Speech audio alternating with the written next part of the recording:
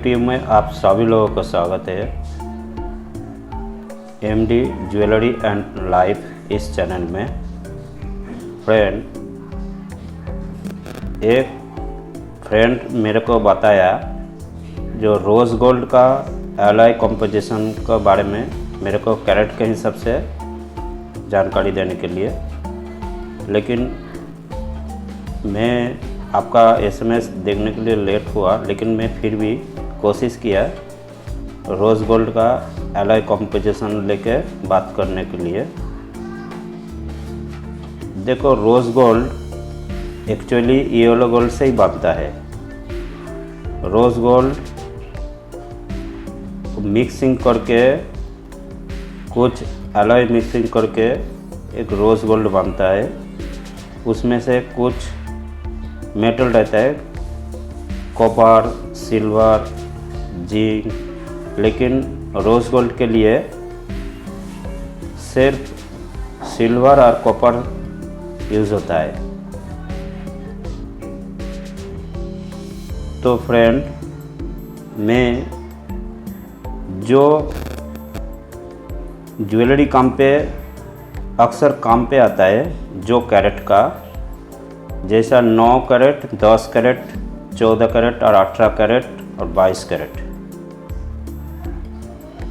इस कुछ कैरेट का ही ज़्यादा ज्वेलरी में यूज़ होता है। तो उसका मैं एलॉय कंपोजिशन के बारे में डिस्कस कर रहा हूँ। चलो, जो कैरेट के हिसाब से कौन सा एलॉय का कौन सा परसेंटेज कितना है, उसके बारे में हम लोग जानते हैं। तो मैं एक चार्ट बनाया। देखो, rose gold alloy composition,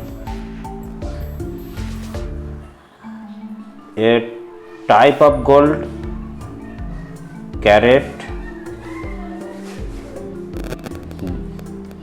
gold, silver, copper, zinc, platinum. ये जो मेटल है, इस मेटल को मिक्स करके ही एलॉय बनाया जाता है। येलो गोल्ड का साथ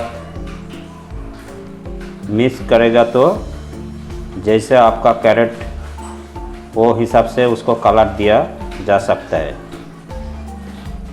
तो देखो, 9 कैरेट का,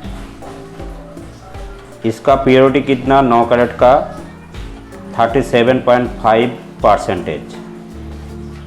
और उसको अगर रोज़ गोल्ड बनाया जाए तो उसको सिल्वर 20% सिल्वर देना पड़ेगा और 42.5% कॉपर।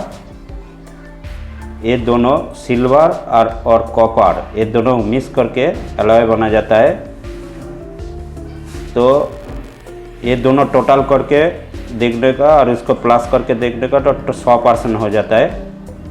तो ये दोनों एलॉय है, मतलब 37% नीट, मतलब 24 कैरेट का गोल्ड रहेगा, और बाकी ये जो 20% और 42% है, ये दोनों मिक्स करके एक एलॉय बनाया जाता है। वो हिसाब से आप अगर येलो गोल्ड का साथ मिक्सिंग करेगा तो 9 कैरेट का एक रोज़ गोल्ड बन जाएगा।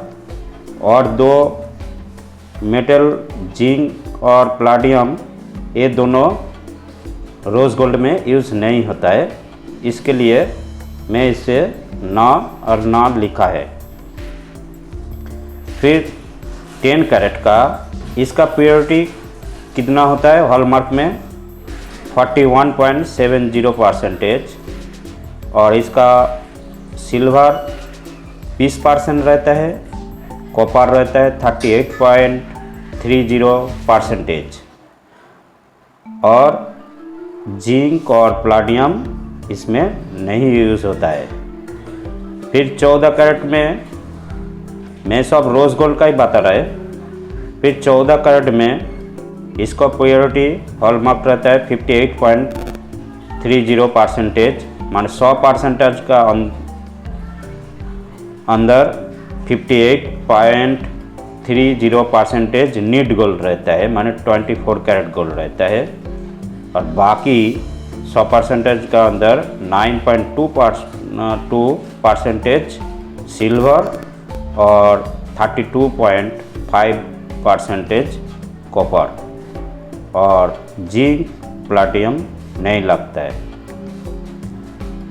18 कैरेट में 75% होता है हॉलमार्क, और इसमें सिल्वर रहता है 2.25% और कॉपर रहता है 22.25%। इसमें भी जिंक प्लेटिनम नहीं लगता है। और 22 कैरेट का 91.7% हॉलमार्क रहता है। इसमें सिल्वर बिल्कुल यूज़ नहीं होता है, खाली सिर्फ कॉपर यूज़ होता है 8.30%, और जिंक प्लेटिनम नहीं यूज़ होता है, क्योंकि ये बहुत प्योर गोल्ड है और इसमें सिर्फ कॉपर ही यूज़ होता है, सिल्वर यूज़ नहीं होता है। वो 22 कैरेट में तो 9, 10, 14, 18, 22 ये इतना गोल्ड में ही ज्वेलरी जो भी ऑर्नामेंट बनता है इसका अंदर ही बनता है ज़्यादा से ज़्यादा। इसके लिए जो ज़्यादा इम्पोर्टेंट है कैरेट का, उसका हिसाब से मैं परसेंटेज ये चार्ट में लिखा है, आप लोगों को जानकारी दिया है। तो अगर वीडियो आपको हेल्प हुआ तो लाइक, सब्सक्राइब एंड शेयर करने के लिए मत भूलिएगा। थैंक यू दोस्तों।